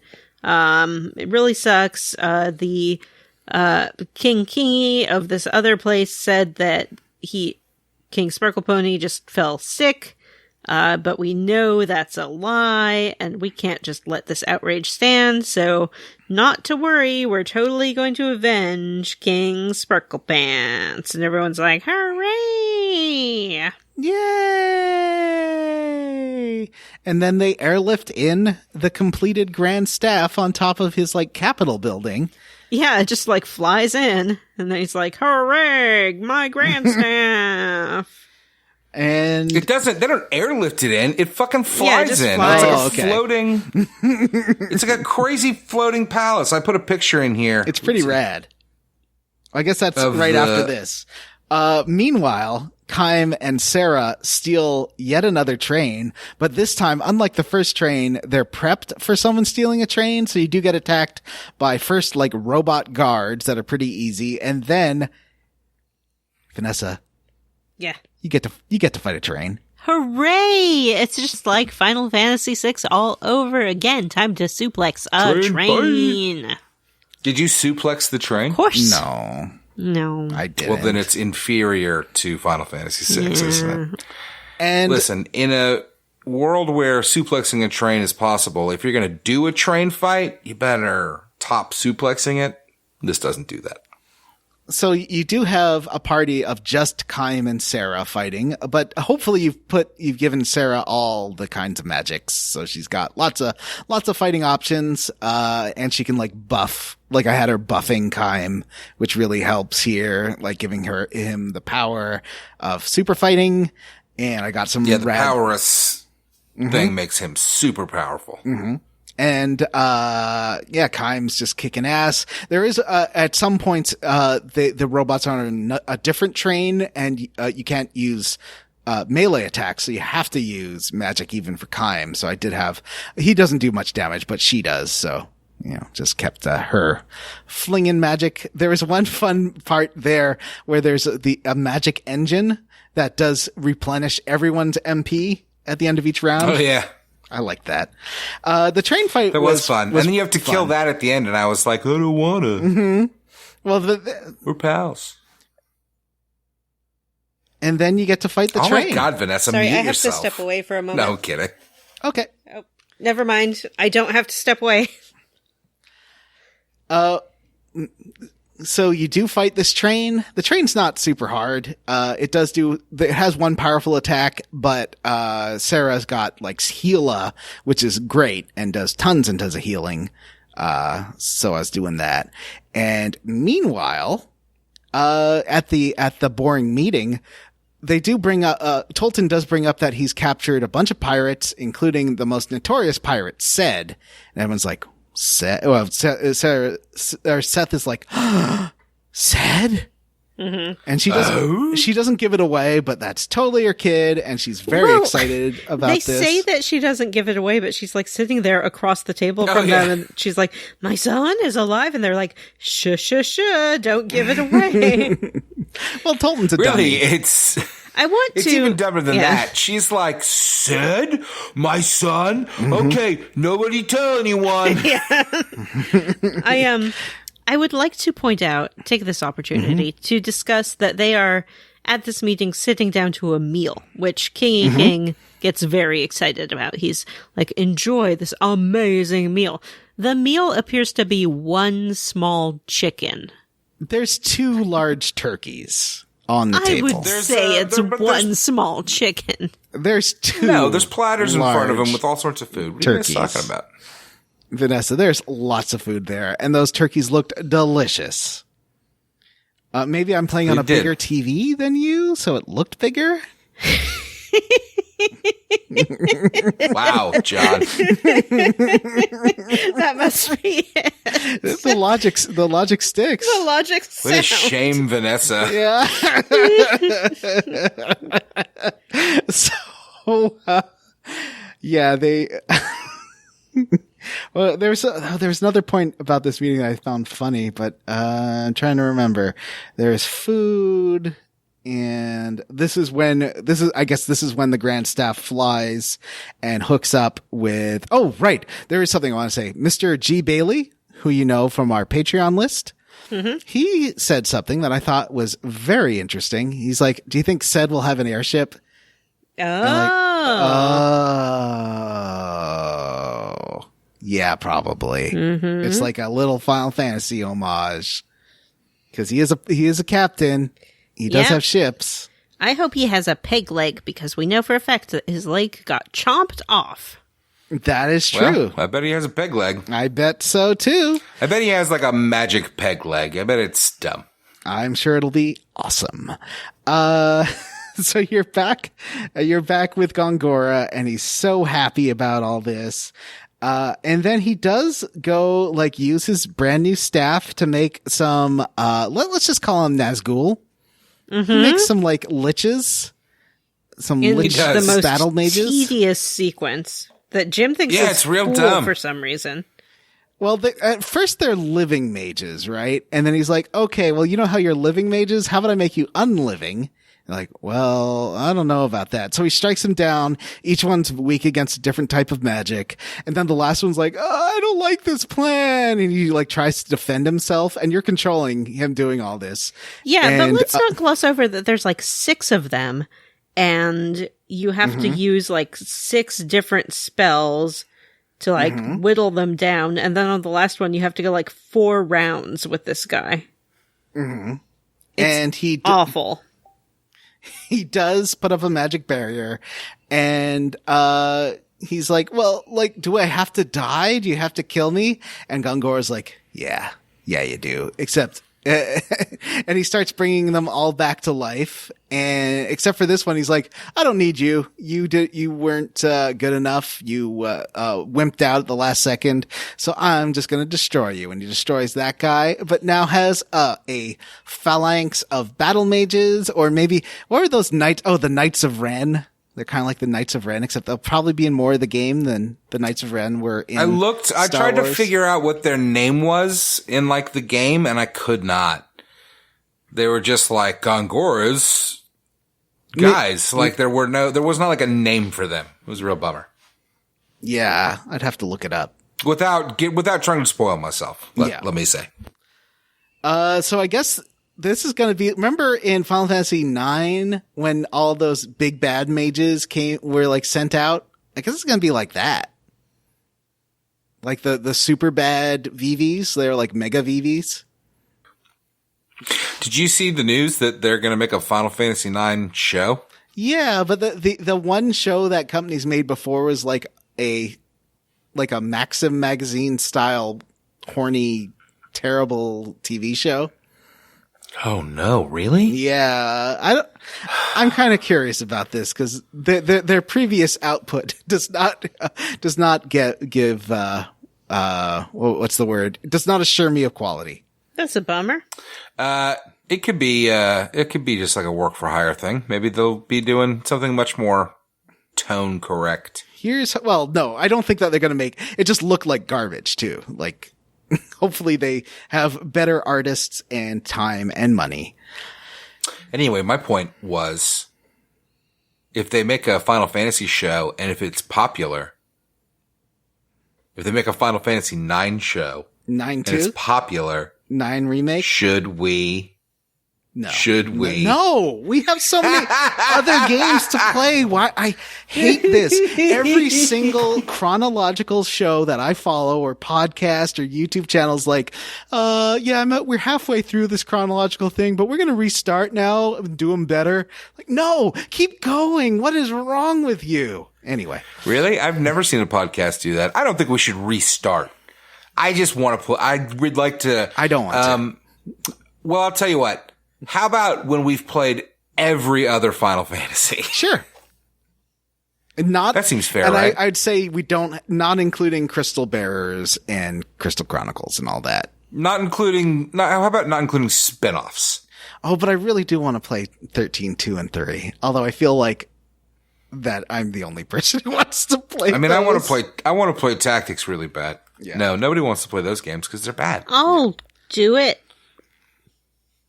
And they're going to be a lot like this. You know what I mean? They're going to be very Star Wars Episode 1. I think I'd like them more than you.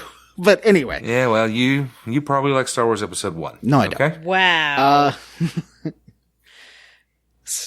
So then they all get power. All these Lich battle mages do get powered up by the Grand Staff, and he sends them to attack the train carrying the prince and the train carrying the kids and the fleet of Goatse.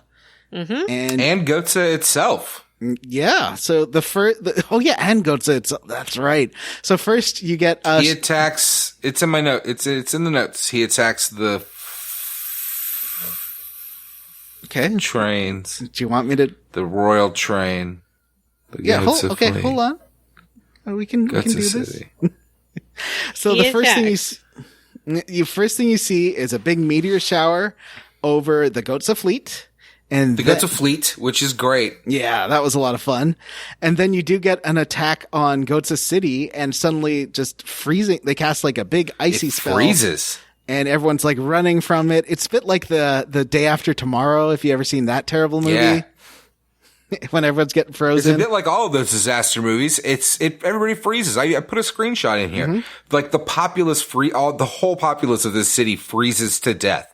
This is very much like if we're talking Final Fantasy IX terms, what's the city that they destroy? Several of them. They destroy the Tree City. They destroy the city that Sid was the king of, and they destroy Alexandria. Well, my point is that this is a huge, massive attack that Gongora launches against, I guess, the rest of the fucking world. Mm-hmm. Like, he wrecks their biggest competitor. He wrecks their fleet. He kills he tries to kill several royal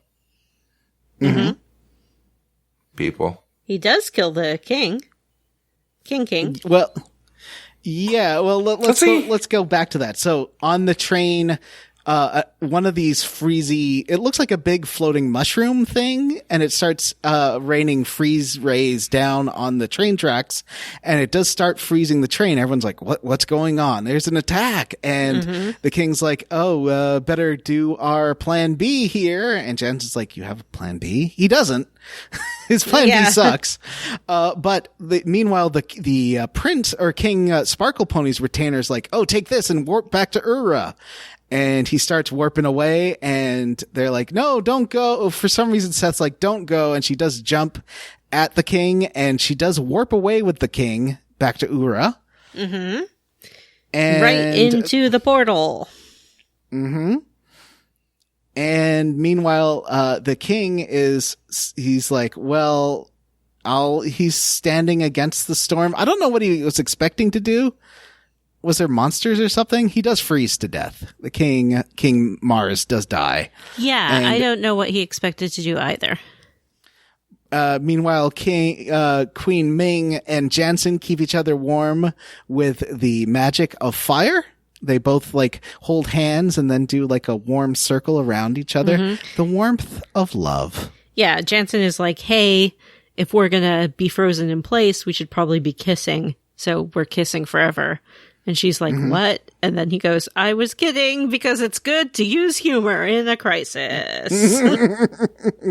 Unless you don't want me to be kidding. Cut to the trains, and they are, at this point, their train starts hitting starts hitting the ice thing, and they jump from their train to the other train, and now they're on the Aurora bound train. So you start racing through this train as the freezing starts catching up with you. If you let the freezing touch you, you do get injured. And yeah, I never got touched. And you got to move some boxes, fight some ice monsters. I've never been touched, really, I guess, if we're being honest. Aww. Because they want to save their kids. Mm-hmm. And you are being frozen and chased by frozen monsters, and you get to the kids right at the end, and they're keeping themselves safe with more fire magic. And you're like, oh, our grandparents are here to save you. And the kids are like, what? Yay! Mm-hmm. You do fight one more monster, and the kids are like, we're sorry. Mm-hmm. Kaim's a little stern with them, but he's just like, you got us very worried. He doesn't really lecture them. And unfortunately, he doesn't really have time. They are in a life or death situation so here. The train is speeding towards that big magic ice mushroom thing, and they're like, it's a glacier. It's a glacier. Okay, floating glacier, and they're like, sorry kids, we gotta go. We can't, you have to live for us. So they put a little bubble around the kids, and then Sarah does destroy rip the train in two in a really cool moment. She just uses her magic. She melts it into, she lasers it into. It's pretty great. And but hang on, hold on. Why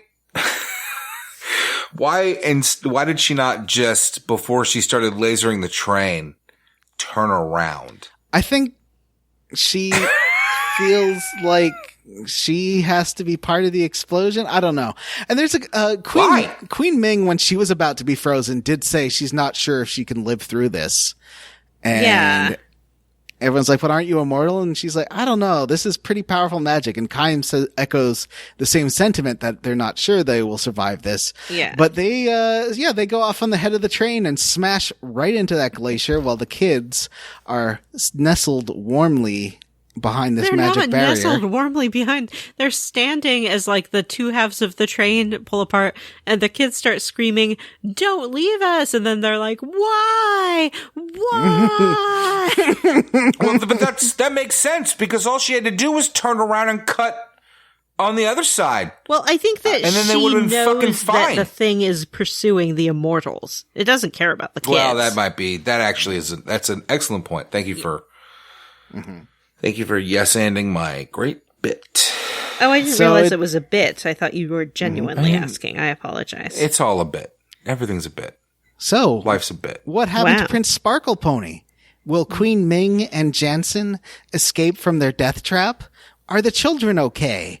Did Kaim and Sarah die in the collision with the glacier? We'll have to find out. How fucking cool would it be if they did, though? Next time. Has anybody played ahead here? Because I feel like... Only to get to the next save point. Yeah. Great. Find out. I do. You know what? We'll get to it. When are we going to find out, Johnny? Find out next time on the next exciting episode of Square Roots. I wrote a very detailed next time on for you, John. Next time, play it till the end of Disc 3. Amazing. There is a big save point that says this is the end of Disc 3. Play till then. And mini games, there weren't any mini games. Stories. Great. I did not find a single story in this chunker. Vanessa, did you find any stories? I did not. Yeah, it was surprisingly story light, so we didn't get our usual fun story times.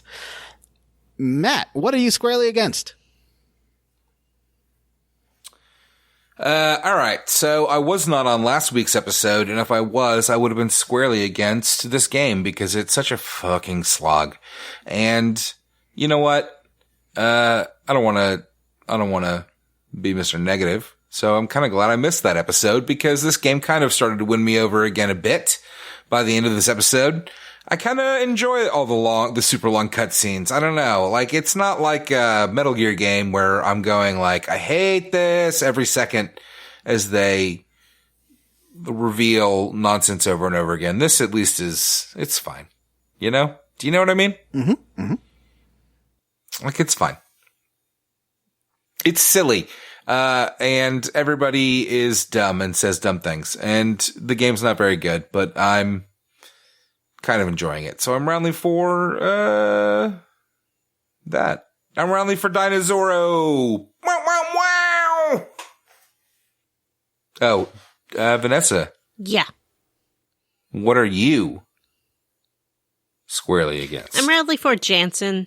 I'm tired of all this Jansen smack talk that's going on in this show. He's great. He's wonderful. He has the jauntiest scarf. He's a dreamboat. Am I feeling this way just because he is a mage, which, as we all know, is the magician of the fantasy world? I do not know. I know it's tired. He's a creepy Pinocchio-looking motherfucker, though. It's weird. I want a little wooden boy. It's played out. It's tropey. But I really do like these cities where, like, the rich people live on the upper level and the middle people live on the middle level and the poor people live on the ground. I just like it. I don't know why.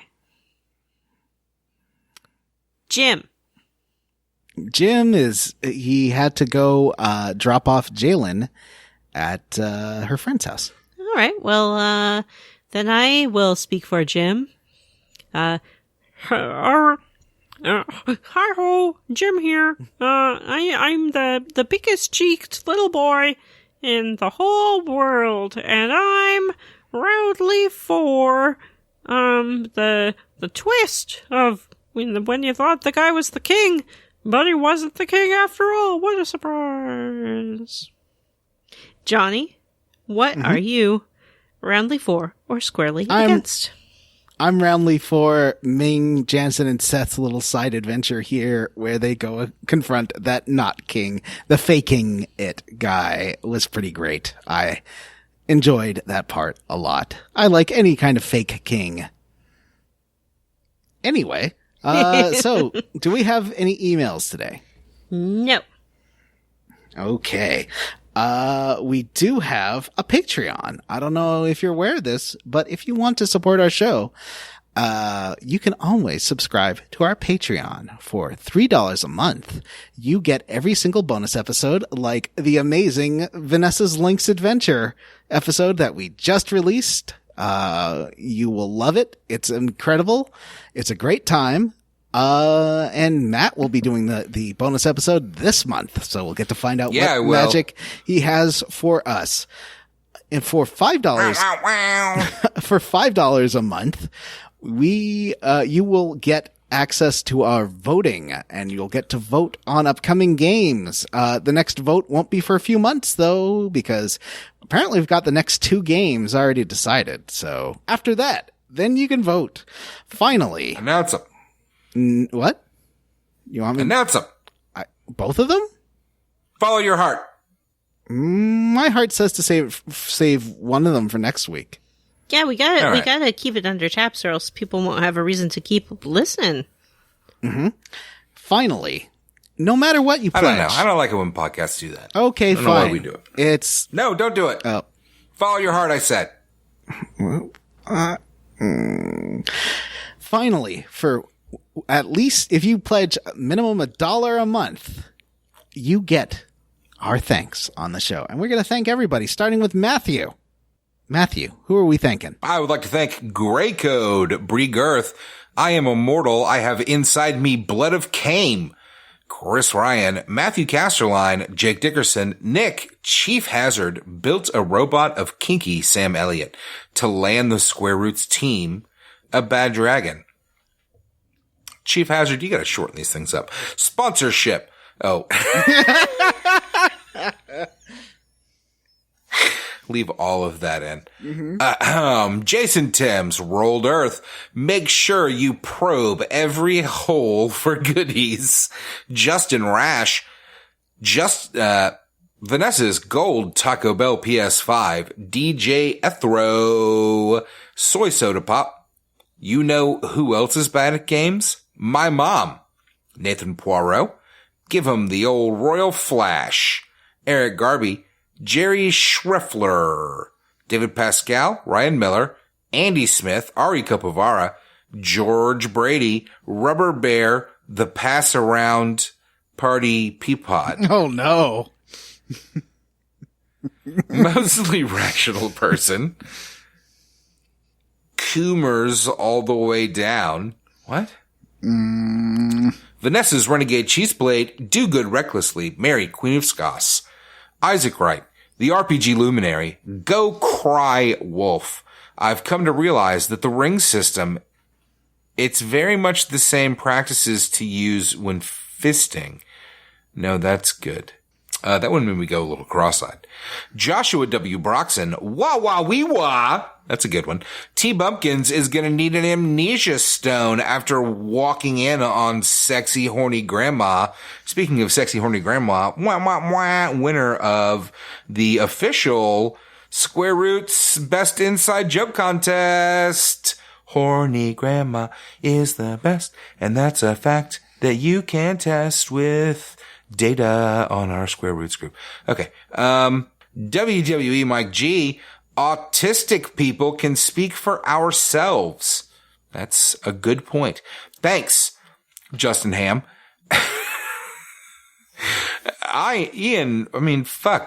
John, that's bad. What? What did I do? Ian Frederick, I didn't do anything. Andre Rivera, Joshua Bennett, come along down for a free cancellation with one of our handsome talking experts. What? I think it's supposed to be Megan Sullivan. Come along down for a free consultation with one of our handsome talking experts. All right. Megan Sullivan mixed a batch. Samu Mitchell. OMG, what is this game? Grayson. Lauren Prince. Jameson. Found Iliad. Florian Jonas Kramer. Citrus C. Who wants to live forever? Who dares to love forever? Miguel Torres. Tracy. Robert M. Paulum. Tyler Crump. Ward Childress. Andy Best. Tom. Icy Wieners. Jonathan Ellsworth. Dylan Rowe. Jack Mizell. Matt is roundly for Ming's roundly twos. You know what?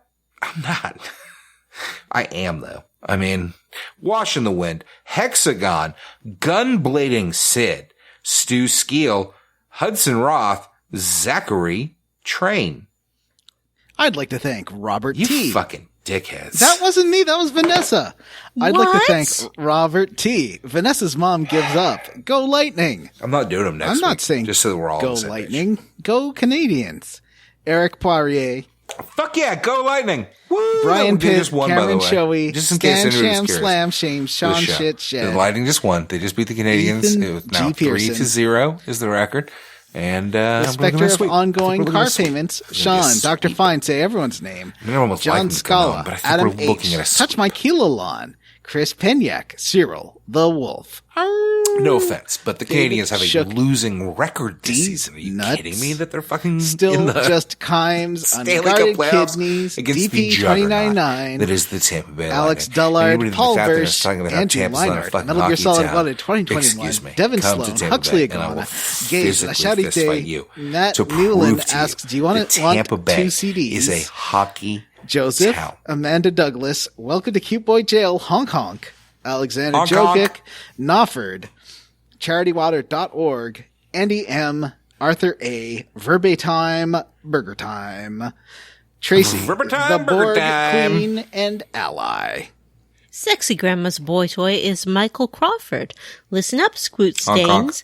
Kevin Walter, Christian Go, Ross Hartley. Every Vanessa's mom is a precious treasure. Sean Walsh, Stephen Paget, Aiden, Marriott, Adam Zimmerman, Armin Hammer, Robert You J. skipped Defendi. Sergeant Spaghetti. I did not. Oh, okay. Sergeant Spaghetti, Marcus Harnsberry, not that fucking asshole, Aaron J. O'Toole, hails Kingdom Hearts Boo. When performing The Stranger, is it technically Stranger Danger? Vanessa's mom finally has power. Absolute power. The Ben with 1,000 years of hats, J. Little tiny green sprouts growing on these nuts. Aaron no. Bachman. I'm only doing this to vote for Kingdom Hearts 2. Race Jenkins, Fresh Eyes, Josh and Julio are the cutest. Tyler Petty, Solomon Wagner, I'm Commander Squall, and this is my favorite store on the garden. Chili Dog that you don't know is a Chili Dog, David Green, and Anthony Orbison. John. Send us an email. You know our email address. It's squareroots.podcast@gmail.com. Otherwise, if you don't want to do that, check out our Facebook group, the Square Roots Podcast Group for smart, cool, very attractive people, or tweet at us at SquareRootsPod. And don't forget to rate, review, and subscribe on iTunes, Ghana, Spotify, or wherever you listen to podcasts. Welcome Vanessa to our also- new... Hey! Hey! I think there must be a delay at Johnny's work. Sorry. Welcome to our... No, don't apologize. Johnny, you're so hard to joke call out because you're so sincere, and I don't mean it. You can interrupt me anytime. In fact, why don't you do it right now? Why am I so easy to joke call out? Your face. Welcome to our new Spotify listeners. For all our classic episodes, check out our archive at squareroots.libsyn.com or on our Square Roots RSS feed. So many seasons. This is episode 271. That's a lot of episodes. I mean, at That's a lot of least episodes. 2 For hours Square an Roots, episode. I, What are we talking Johnny about? Brandon. At least 2 hours an episode. Think about all the content. Think about all of the great inside jokes that you probably don't even get now because we Matt, don't use them that much I gotta anymore. go back and finish my work. I'm gonna be here super late. So let's finish this. Sorry. Oh, Matt, don't be sad. I just mean that we gotta finish up. Oh, now So, Johnny's upset again. Stop crying. For- This is why Jim can't leave. It all falls for apart Square without Roots, him. I'm Johnny Brandon. I'm Matthew Van Zant. Look at how white my neck is and look at how red my face is. I hate myself. Why? Disgusting. At least you have a neck. Why does it do that? Why face red? Why neck white? Okay. Bye. The sun? Very drunk. Bye. Bye. Bye. Bye, John, bye, bye. Jim left, but bye. That was a good episode. Bye.